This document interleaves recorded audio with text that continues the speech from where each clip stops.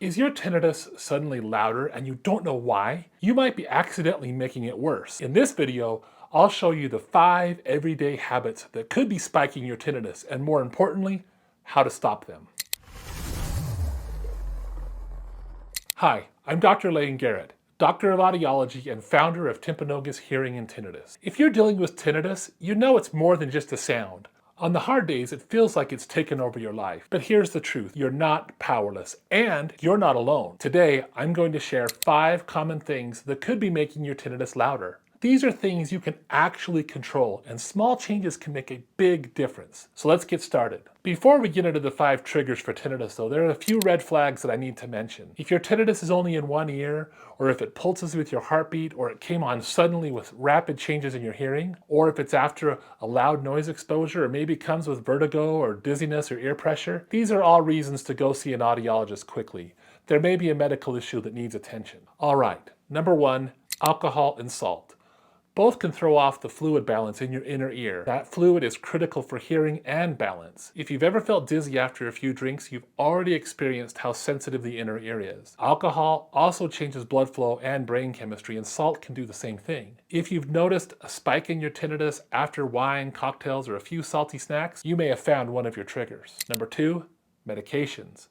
Some over-the-counter and prescription medication are known to worsen tinnitus. Pain relievers like ibuprofen and aspirin, and certain antibiotics, antidepressants, and diuretics all have the potential to increase your tinnitus. If your ringing gets worse after starting a new medication, talk to your doctor or pharmacist. You may have other options. Number 3, caffeine. I'm not here to take away your morning coffee or your morning Diet Cokes, but I do want you to understand that it can affect your ears. Caffeine is a stimulant. It raises blood pressure, and your inner ear depends on steady blood flow to work properly.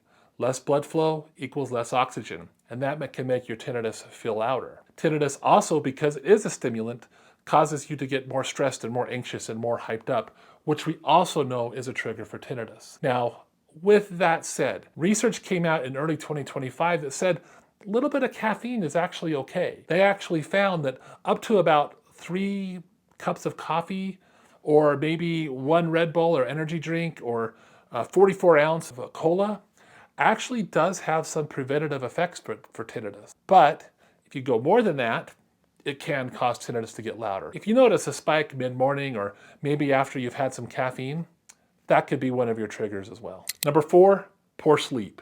This one is a big deal. Lack of sleep raises stress. Stress makes your brain more alert, and a hyper-alert brain is a lot more likely to focus on the sounds of tinnitus. That's why insomnia and tinnitus often go hand in hand. In my book about tinnitus called Take Your Life Back, I talk about how retraining the nervous system starts with getting better rest. Try sound therapy at night, or wind down for a few hours without screens. Reduce your screen time with your smartphones or computer time. That will help, and if sleeping is an ongoing struggle, talk to a sleep specialist. And finally, number 5, untreated hearing loss. This one is huge. About 90% of people with tinnitus also have some level of hearing loss. And when that hearing loss goes untreated, your brain starts to fill in the gaps with tinnitus. That phantom sound, that's often what we hear as tinnitus. But when we restore sound with hearing aids, especially tinnitus-specific devices, that phantom sound oftentimes will start fading away. In fact, over 70% of people with tinnitus report major relief when they begin using hearing aids. So pair that with sound therapy, support from an audiologist trained in tinnitus care, and the results really can be life-changing. Now let's recap. Watch how alcohol and salt may affect your tinnitus. Review your medications with your physician or pharmacist. Keep an eye on your caffeine intake. Prioritize sleep and nervous system recovery, and don't ignore hearing loss. Treat it early. Tinnitus isn't just about what you hear, it's about how your brain responds to the tinnitus signal. And with the right tools, you can absolutely take control back. If you found this video helpful, I'd appreciate it if you give it a like and share it with someone else who may need it.